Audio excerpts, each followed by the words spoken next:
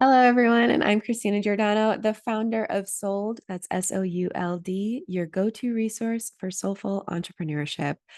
And my philosophy is this: people can no longer be sold to, they must be sold to. This is essentially selling with soul. This is marketing with integrity, where you no longer need to compromise your authenticity, your boundaries, your uniqueness, your wholeness.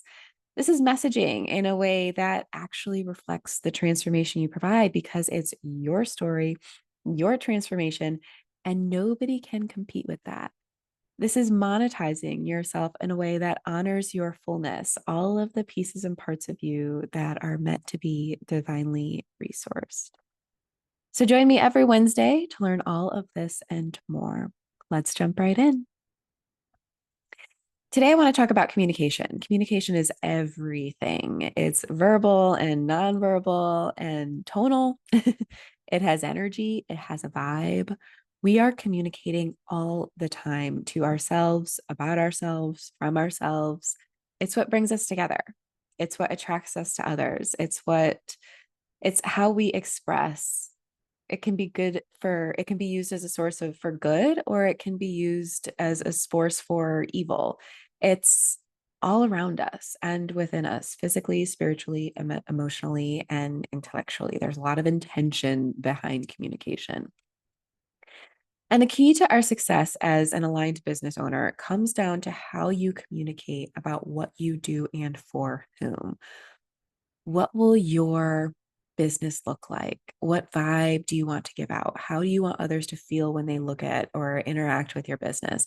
All of these questions come down to whether or not you are truly ready to communicate your truth in every way possible.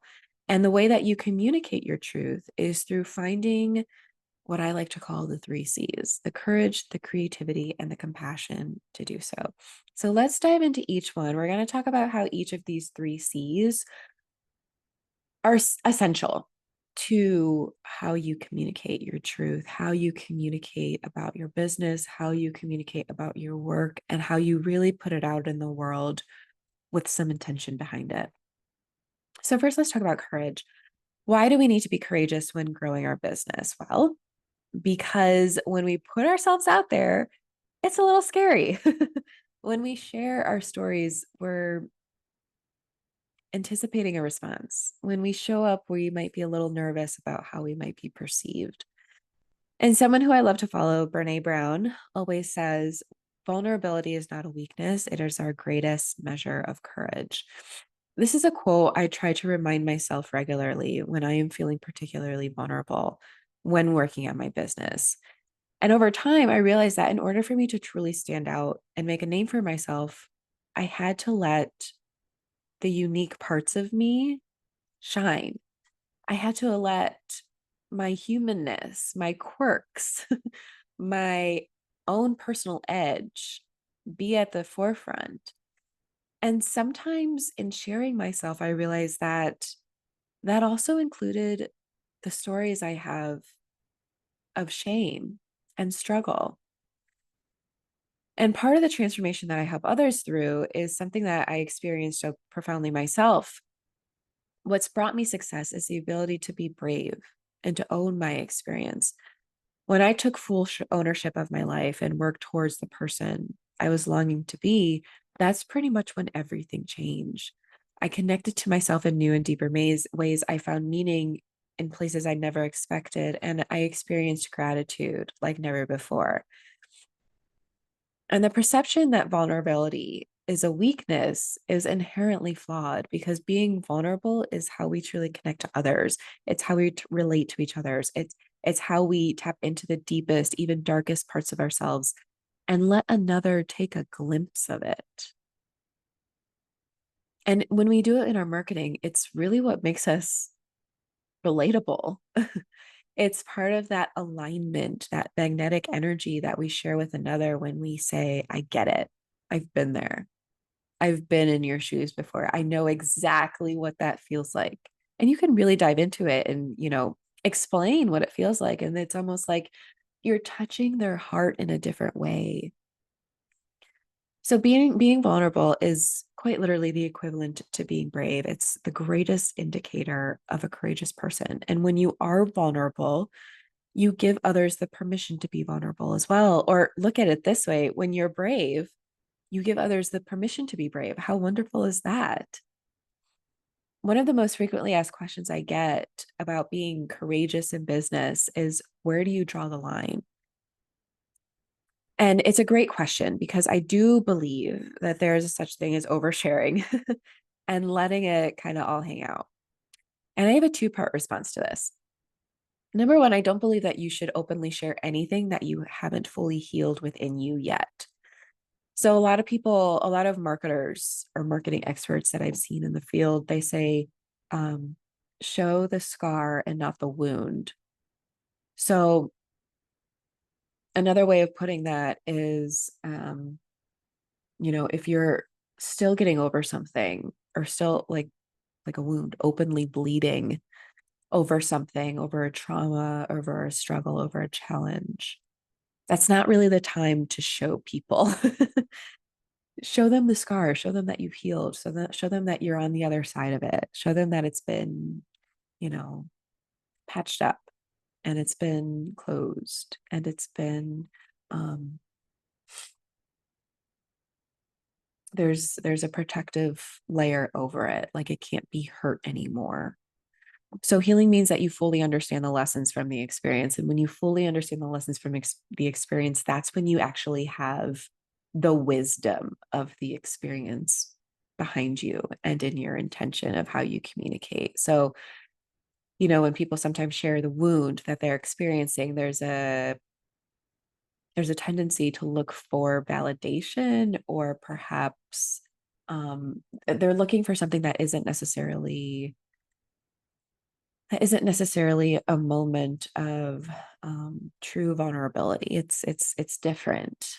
Um, they're looking for something in return. And so when you're coming from a place of understanding the wisdom, understanding the lessons, and you're coming from kind of that higher perspective, you're sharing it differently. The intention is different. Like, you're not actually looking for anything in return. You're not looking for someone to say, "Oh, I'm so sorry you went through that. Like, how can I help you?" Or, "What do you need?" Or, "Oh my gosh, you're so brave." You're not looking for some sort of validation in that way. You're just telling another that you've been there, that you get it, that you've gone through those dark times. The second part of the answer is, if the story is relevant to your audience and it is related to whatever it is that you sell to people, then you can share it as much or as little as you'd like. So, I talked about in my business how monetization has recently become a new service within my business, a new branch of my business, we'll say. It's something it was a struggle in my life. Um, the reason why I'm not sharing too much of it yet is because I'm still gathering data. That's what I call it. I'm still gathering data from that experience so that I have the wisdom to then share it in a way that actually affects people in a positive way. I'm not looking for anything at that point. Do you see the difference? And in some of my content, I often do share the story of how I struggled maybe with burnout as a business owner prior to my pivot into e-learning. Um, I also sometimes share the stories that happen throughout the day, the struggles with parenthood and entrepreneurship that might resonate with somebody else. But these are all stories that I have healed from. They are all stories that I've created lessons from. They're all stories that now can give value because I have received the value myself. Does that make sense? So, how do you tap into the courage that is within you? Courage is something that needs to be practiced and acknowledged. But more than that, it needs to be celebrated and valued. You are a courageous person. So, let's talk about creativity. Why do we need to be creative when growing our businesses? The biggest reason is that we need to think outside the box because we need to stand out from the crowd, and because creativity is truly our soul's expression to the world. And anytime I think about creativity, I often think about the book Big Magic by Elizabeth Gilbert. And I highly recommend it, by the way. It gives a kind of a look into new perspectives on creativity. And why it is such an essential part of us. I personally believe, along with Elizabeth, that we are all innately creative. It's not something that's just given to certain people. We can all be creative. However, because of our human instincts, we can often let fear keep us from unleashing it, or we often let fear keep it from us, away from us altogether. But when growing a business, there are countless resources on all the steps you can take to get the word out. Many of them are even like punch list style and give you initiative ideas, campaign ideas to help make your business successful. And based on a Google search alone, you can easily find out, how to create a website, how to write a blog, what social media channels to use, how to create an email campaign, and more. Even Canva. Canva is one of my favorite resources on being creative with its design features. But the thing that you won't find from a Google search or from any other website is how to do it all with your unique brand of creativity leading the way. And this is kind of why it's so important to do that self-discovery piece in business building, is because you need to decide for yourself what is the most magnetic approach to me putting myself out there. How should I do this? Is it a face to camera thing? Is it a quote image thing? Like, what is the thing that I absolutely love doing that people are going to be so drawn to because it's me doing it and fully loving it and fully vibing with it? Like, that's kind of the undertones of the communication, is your vibe. What is the vibe you're bringing to the table with what you're putting out there? And so that's why it's so essential that we think outside of the box when it comes to marketing and promoting our businesses. What do you love to share with others? Maybe you like designing graphics. Maybe you like speaking. Maybe you like writing. Your talents are going to direct you to which mediums and platforms to use.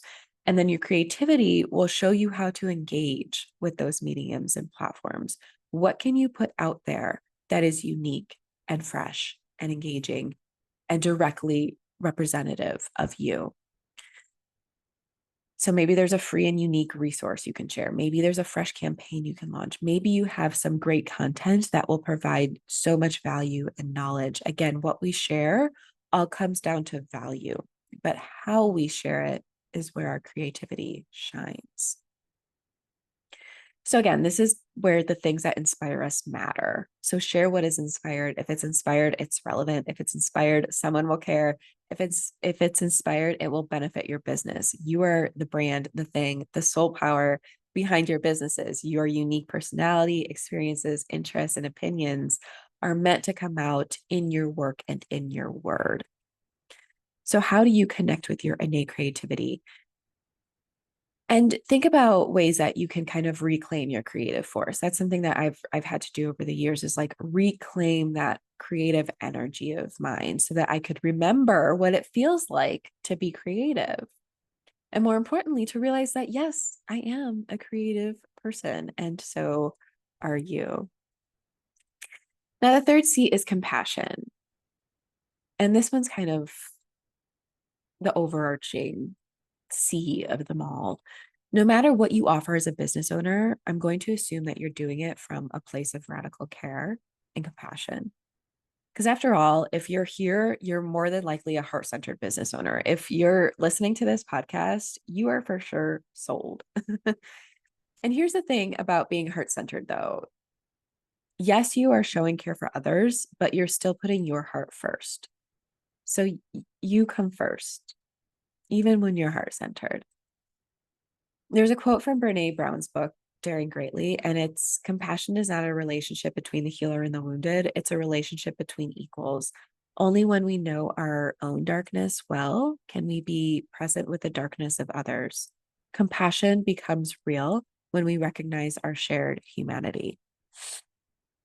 So we all want to feel like we belong and like we matter. While we extend this feeling to others, we must also remember to extend it to ourselves first. We can't give to another what we don't have. And as healers of this world, it's essential for us to bring compassion into everything that we do, from what we share on social media to the experience we provide with our clients. The care that we provide matters more than anything else. So, how do you show radical care to yourself and others? As a heart-centered leader, this is part of your calling, to lead with compassion. So to wrap it up, when thinking about how you want to communicate about your business, remember to be the map maker and the traveler. So show others the way, but don't forget that you're still on the journey too. If you want your communication to really stand out, share the journey while also being the guiding light. Let people come along for the ride. Let them sit right next to you as you share tales from your yesteryears. You never know who you're impacting. Either way, let inspiration guide the way for you and for others. I hope you enjoyed the topic of communicating your truth today. Until next time, be well and take care.